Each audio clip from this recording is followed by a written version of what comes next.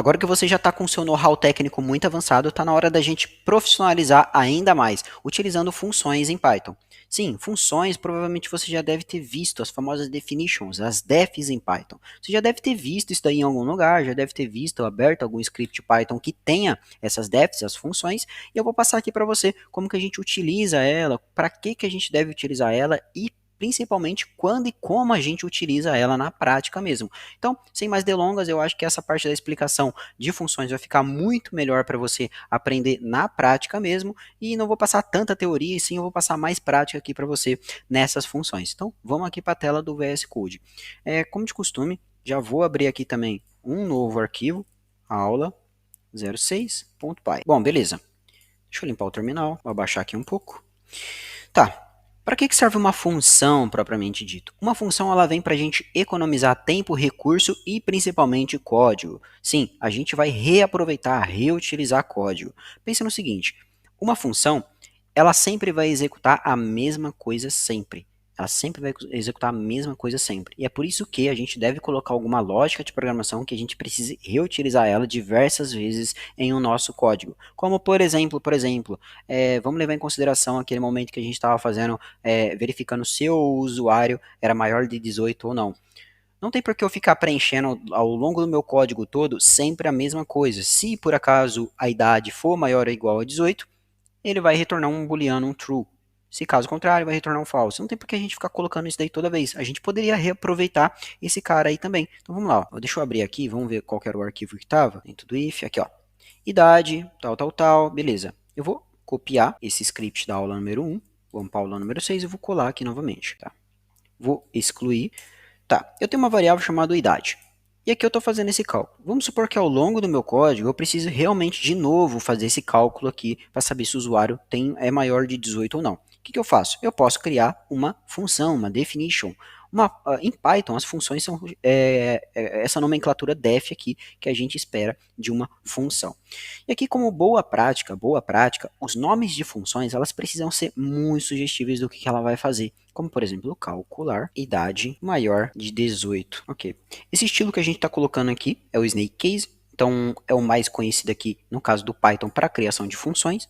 E aqui dentro, o que eu espero fazer? Eu espero receber parâmetros e ele tem que me dar um return, ele tem que me dar um retorno. Então, vamos lá.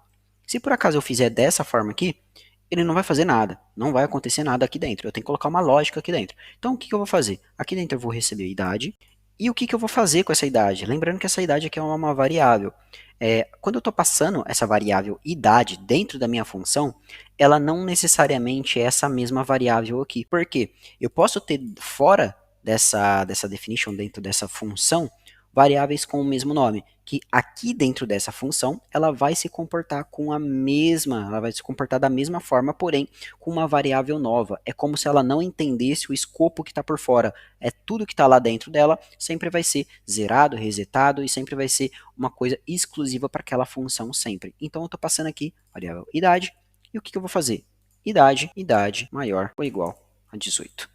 E ele sempre vai me retornar um booleano. E agora o que eu poderia fazer? Print, calcular a idade, e vou passar a idade aqui dentro. Esse cara que eu não vou precisar agora.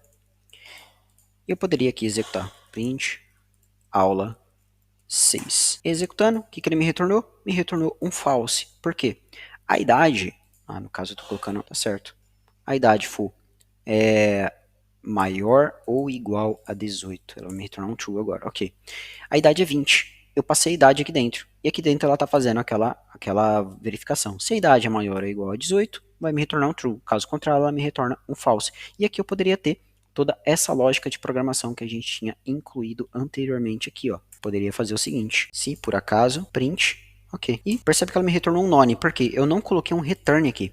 Por padrão, por default, todas as funções em Python, elas retornam alguma coisa, mesmo que seja um valor nulo, um none, então ela vai me retornar um none mesmo, porque eu não dei nenhum return para ela. Então o que ela está me fazendo? Ela só printou aqui, ó, você tem exatamente 20 anos, sua idade está entre 18 e 25 anos de idade.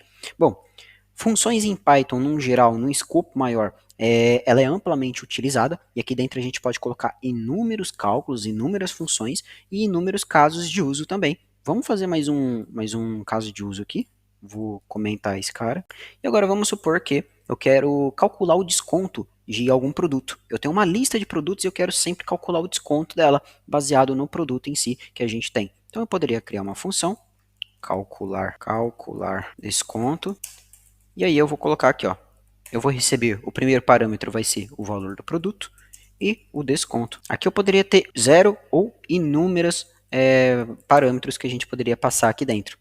E aí o que eu vou fazer? Eu vou dar um return, valor, se não me engano, para calcular o desconto vai ser o valor do produto vezes qual que é o valor do desconto que deu. Então vai ser valor vezes desconto.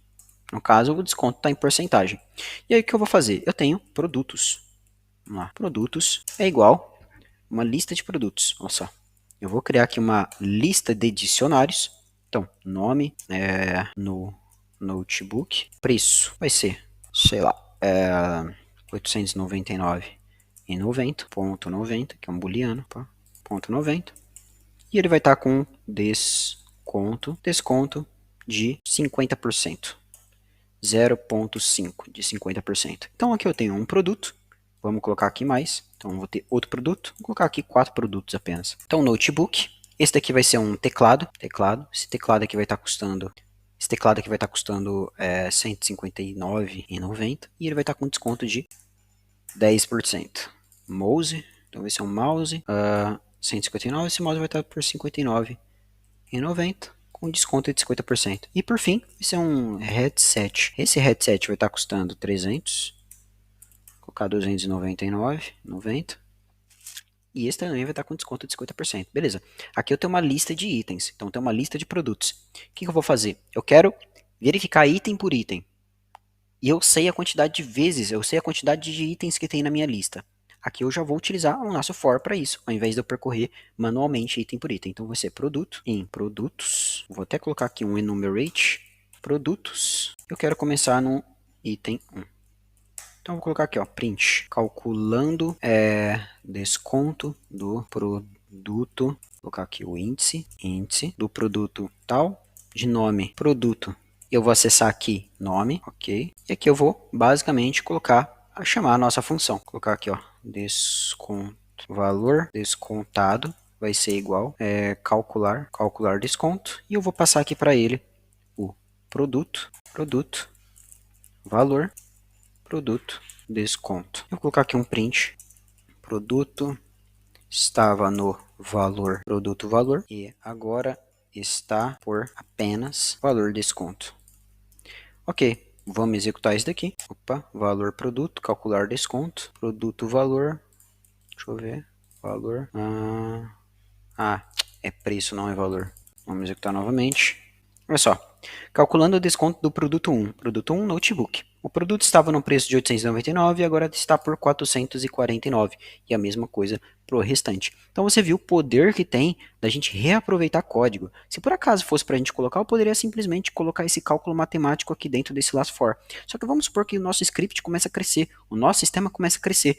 E aí toda vez eu vou ter que reaproveitar eu vou ter que colocar esse mesmo código, e se por acaso eu alterar a forma como que eu faço desconto no nosso produto. Então, isso aí são tudo raciocínio que você precisa ter antes de você de fato começar a colocar seu sistema em produção. Porque se por acaso eu alterar a forma de fazer desconto, vamos supor que agora eu acrescente um cupom. Eu vou acrescentar um cupom de desconto. E aí vamos supor que esse cupom, ele é o cupom, sei lá, Python Brasil 20. Se por acaso teve o Python Brasil 20, eu vou fazer o quê? Eu vou colocar um desconto maior, vai ser um desconto mais igual 0,10%. Vamos supor que eu coloquei isso daqui, então vai ficar 0,10%. Eu vou colocar aqui um print, cupom aplicado. Lembrando que eu também posso inicializar valores aqui dentro da minha função. Então eu poderia colocar aqui, ó, igual none, ok. Então eu poderia colocar cupom igual a none. Se eu executar isso, não vai acontecer nenhum erro. Mas, se por acaso eu não atribuir um valor aqui e chamar minha função, olha só, ele me deu um erro. Ele falou assim, ó, você tem uma função que ela está esperando um valor obrigatório.